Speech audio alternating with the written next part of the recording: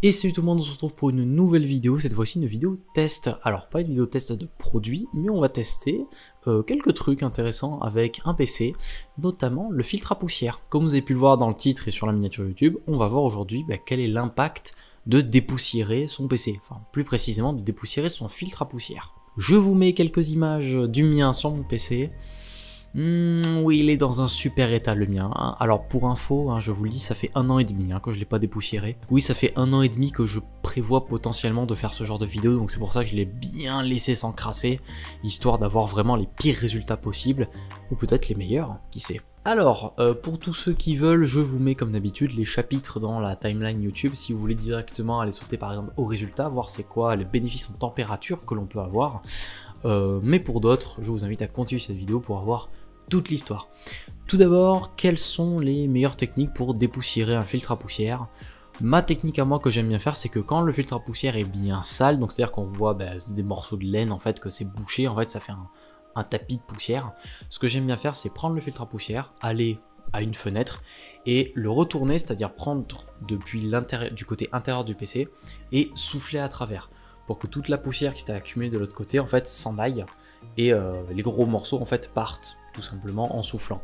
Vous soufflez un peu partout à travers tout le fil pour faire partir le plus gros de la poussière, et une fois que le plus gros est parti, c'est là que vous pouvez aller un petit peu plus dans les détails, c'est-à-dire par exemple le mieux ce serait de prendre un aspirateur et d'aspirer le filtre du coup côté sale pour enlever la poussière qui peut rester, ou alors prendre un chiffon, une lingette, de l'essuie-tout, du PQ, ce que vous voulez, quelque chose pour frotter et essuyer le filtre. Voilà, et là basiquement vous avez nettoyé votre filtre à poussière, comme quoi c'est pas si compliqué que ça. Aussi, il se peut que votre PC intègre plusieurs filtres à poussière. Un endroit où les constructeurs aiment bien en mettre, c'est sous l'alimentation. Alors j'ai pas fait de plan où je nettoie le filtre à poussière dans l'alimentation, mais généralement il se trouve sous l'alimentation, et je vous conseille aussi de le dépoussiérer parce qu'une alimentation poussiéreuse, là ça peut risquer un petit peu plus. Et également, autre emplacement qui est très à la mode sur les PC, c'est un filtre à poussière qui se trouve au-dessus du PC. Alors, certains pourraient trouver ça un petit peu con, de mettre un filtre à poussière à cet endroit-là. Mais je vais vous expliquer à la fin de la vidéo pourquoi est-ce qu'un filtre à poussière à cet endroit-là, c'est pas une idée si débile que ça, et surtout c'est une bonne idée, surtout si vous ne nettoyez pas souvent votre filtre à poussière. Alors restez à l'écoute, vous allez voir en quoi c'est important. Bien, une fois que vous avez dépoussiéré basiquement la face avant de votre PC, vous avez fait 95% du travail. Tant que vous gardez une face avant propre, normalement il devrait y avoir très peu de poussière qui devrait rentrer dans votre PC. Mais toutefois, je précise que pour cette expérience, je n'ai pas dépoussiéré l'intérieur de mon PC, j'ai uniquement dépoussiéré le filtre à poussière. Pourquoi ? Parce que si j'avais dépoussiéré l'intérieur, normalement il devrait également y avoir des améliorations, donc c'est pour ça que je garde ça pour une éventuelle future vidéo. Sans plus attendre, passons au résultat avec un filtre à poussière propre comparé à un filtre à poussière sale. Concernant le PC de test, alors tout d'abord niveau boîtier, ce qui va être le plus important, c'est un MSI Gungnir 110M. C'est le boîtier que j'avais fait un unboxing il y a 2 ans de cela sur ma chaîne YouTube, il y a toujours les vidéos, vous pouvez les voir si vous voulez. J'ai laissé les ventilos d'origine à l'avant, comme vous avez pu le voir dans les plans secondaires que je vous affiche à l'écran. Je les ai pas touchés, ceux-là, ce sont les mêmes. Ensuite, à l'intérieur, concernant carafik et processeur, la carafik c'est une RTX 2080 de chez KFA2, je crois que c'est la XOC, il me semble. Processeur c'est un i7 11700K couplé avec un Noctua NH-U12A. Processeur et ventirad dont j'ai fait également une vidéo review, enfin pas review, unboxing sur ma chaîne YouTube, sortie il y a 2 ans, vous pouvez la voir si ça vous intéresse. Concernant les tests que j'ai fait un test simple, c'est-à-dire MSI Combustor pour la carafik pour la faire fonctionner à fond, et Cinebench R23 qui tourne en boucle pendant 10 minutes sur le processeur, pareil le faire fonctionner à fond lui aussi. Comme ça j'ai le pire scénario possible, la carafik qui bosse à fond et le processeur qui bosse à fond. Comme ça au moins si on doit voir une différence, il n'y a qu'avec quelque chose comme ça qu'on pourra avoir la plus grande différence possible. Maintenant, les résultats. On va d'abord commencer avec le CPU. Alors, je relève principalement 2 mesures de température. La température maximale, donc c'est-à-dire la température max qu'a atteint n'importe quel cœur du processeur, mais aussi la température moyenne. Donc c'était quoi en moyenne la température de tous les cœurs pendant une certaine période. Généralement quand je lançais les tests, donc Combustor et Cinebench, je laissais passer quelques minutes avant de lancer l'enregistrement de HW Info pour relever la moyenne, histoire que tout soit déjà chaud pour vraiment avoir une bonne moyenne et pas qu'on ait le début qui est un peu frais. Avec le filtre à poussière sale, la température maximale relevée sur le processeur était de 89 degrés et la température moyenne était de 82 degrés. Avec le filtre à poussière propre, la température maximale était de 87 degrés et la température moyenne était de 80 degrés. Donc on peut constater que entre un filtre à poussière sale sur mon PC et un filtre à poussière propre, on a pu quand même gagner 2 degrés en température maximale et moyenne, ce qui est plutôt bon à prendre en soi. Vraiment c'est un petit gain mais qui fait plaisir. Pour info, pour le processeur, les ventilateurs du boîtier et le ventilateur du processeur étaient tous les deux à 100%. Voilà, il n'y aura que la carafe qui aura une valeur qui change, mais j'y viendrai après. Donc vous pouvez voir en tout cas que pour un processeur, le gain n'est pas si gigantesque que ça. Peut-être qu'avec la carte graphique ce sera mieux. Alors concernant la carte graphique, la température maximale enregistrée avec un filtre à poussière sale était de 73,8 degrés et la température moyenne était de 73 degrés. Maintenant, avec un filtre à poussière propre, la température maximale enregistrée était de 72,4 degrés et la température moyenne était de 71,4 degrés. Donc les écarts sont pas aussi élevés qu'avant, c'est-à-dire que le processeur on avait environ 2 degrés d'écart, là on est plus en moyenne sur du 1,5 degré d'écart. Mais sur un GPU, depuis maintenant pas mal de générations, il y a également la température du point chaud, donc c'est généralement le point le plus chaud de la carte graphique. C'est différent du cœur du GPU, mais ça reste quand même une mesure à prendre en compte. Avec le filtre à poussière sale, la température maximale du point chaud était de 87,2 degrés, et la température moyenne était de 86,2 degrés. Avec le filtre à poussière propre, la température maximale du point chaud était de 86,1 degrés et la température moyenne était de 84,9. Donc là pour le point chaud, les gains sont encore plus minimes. Vous voyez quand en température max on a gagné 1 degré et en température moyenne on a gagné un petit peu plus d'1 degré. Mais pour la carte graphique, il faut prendre en compte également autre chose, c'est que j'avais laissé la vitesse des ventilateurs du GPU en automatique. Sur la carte graphique avec le filtre à poussière sale, donc la carte graphique qui était 1,5 degré plus chaud, les ventilateurs tournaient à 76% de leur vitesse, ce qui correspond à environ 2020 tours par minute, à peu près dans ces eaux-là, alors qu'avec le filtre à poussière propre, donc la carte graphique qui est 1,5 degré plus frais, les ventilos de la carte graphique n'étaient qu'à 73% de leur vitesse, ce qui veut dire environ 1930 tours par minute. Donc ce qui veut dire qu'avec le filtre à poussière propre, la carte sur sa puce GPU était en moyenne 1,5 degré plus fraîche, avec des ventilateurs qui tournaient 100 tours par minute en moins. On était environ du coup 5% de vitesse en moins sur le ventilateur. Donc ça veut quand même dire qu'il y a un bon effet. Bon, à dépoussiérer son PC, les gains sont quand même présents. Maintenant, on va parler un petit peu plus en détail de pourquoi est-ce que j'ai pas dépoussiéré l'intérieur de mon PC.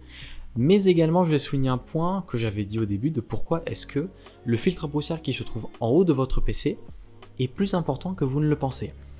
Alors, j'ai pas dépoussiéré l'intérieur de mon PC parce que, comme vous avez pu le voir, en dépoussiérant la face avant qui était complètement bouchée, qu'on se le dise, l'air ne pouvait plus passer par l'avant. Les gains en température entre une face avant bouchée et une face avant pas bouchée sont extrêmement minimes. On a gagné 1, 1,5, 2 degrés maximum sur les composants.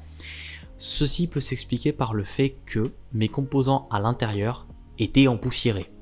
Et oui, et là vous allez dire, mais comment est-ce que ça peut être empoussiéré si le filtre à l'avant, c'est un filtre à poussière? La raison est simple, si le filtre à l'avant, il est bouché, les ventilos à l'avant ne peuvent plus faire rentrer de l'air frais. Si les ventilos à l'avant ne peuvent plus faire rentrer de l'air frais, les ventilos qui se trouvent à l'arrière du PC, donc ceux qui s'occupent de retirer l'air chaud de l'intérieur du PC, eux ils continuent à souffler, eux ils sont pas bouchés. Donc si eux ils continuent à tirer de l'air du PC, faut bien que cet air, s'il peut pas rentrer par l'avant, il va forcément rentrer par ailleurs. Et c'est au moment où vous avez un filtre à poussière bouché que votre PC s'encrasse le plus. Parce qu'au moment où le filtre à l'avant il est bouché, l'air ne peut plus passer par un filtre et du coup n'est plus filtré. Et du coup l'air va essayer de rentrer un peu partout à travers votre PC pour essayer d'être évacué. Parce que les ventilos, eux, faut bien qu'ils tournent, il faut bien qu'ils extraient de l'air. Et c'est là où un filtre à poussière qui se trouve au-dessus de votre PC a de l'importance. Comme vous pouvez voir sur certains plans que je vous montre à l'écran, on peut voir qu'il n'y a pas de poussière là où il y a un ventilo qui souffle à travers pour faire sortir de l'air, mais qu'il y en a pas mal tout autour ailleurs. Ça montre en fait qu'il y a de l'air qui est attiré par le PC à cet endroit-là, donc du coup l'air va naturellement rentrer dans le PC à cet endroit-là, pas beaucoup, je suis d'accord, mais un petit peu, mais ce peu d'air qui va entraîner de la poussière avec lui, et du coup va être légèrement arrêté par le filtre.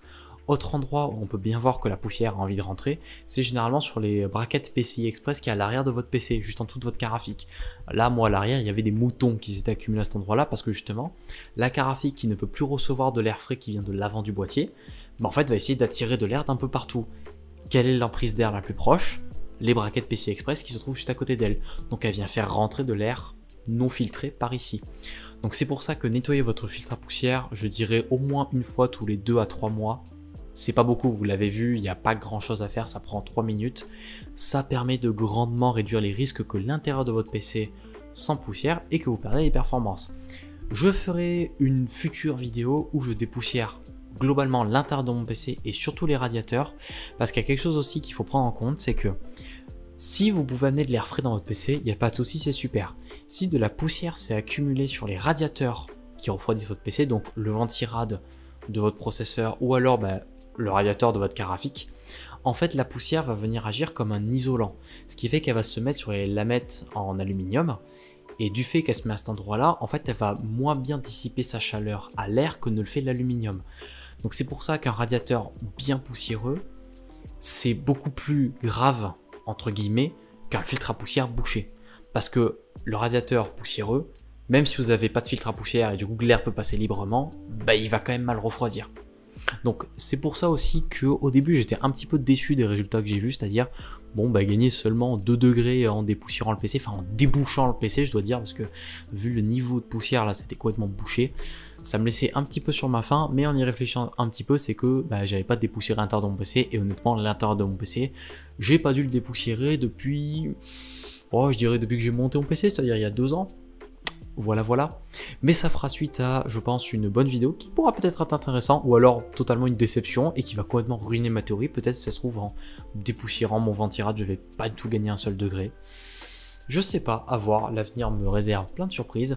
En attendant, j'espère que cette vidéo vous a été très utile, vous montrer que un filtre à poussière, même poussiéreux, c'est pas ça qui va le plus impacter vos performances, mais c'est surtout ça qui va impacter le taux de poussière qu'il va y avoir dans votre PC.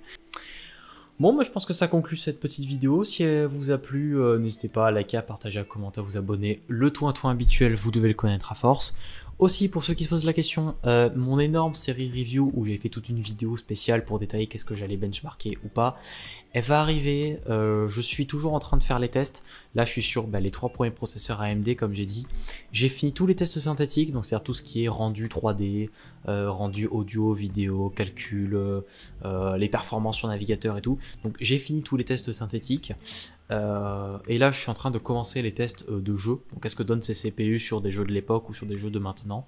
Donc ne vous inquiétez pas, les vidéos arrivent, c'est juste que ça prend beaucoup de temps parce que c'est la première et juste le temps de faire toute la méthodologie, tous les trucs à tester, ça demande beaucoup de boulot. Mais normalement une fois que la première sera sortie, les vidéos qui vont arriver après vont normalement s'enchaîner un petit peu plus vite que ça, enfin du moins je l'espère, sinon je ne finirai jamais cette série.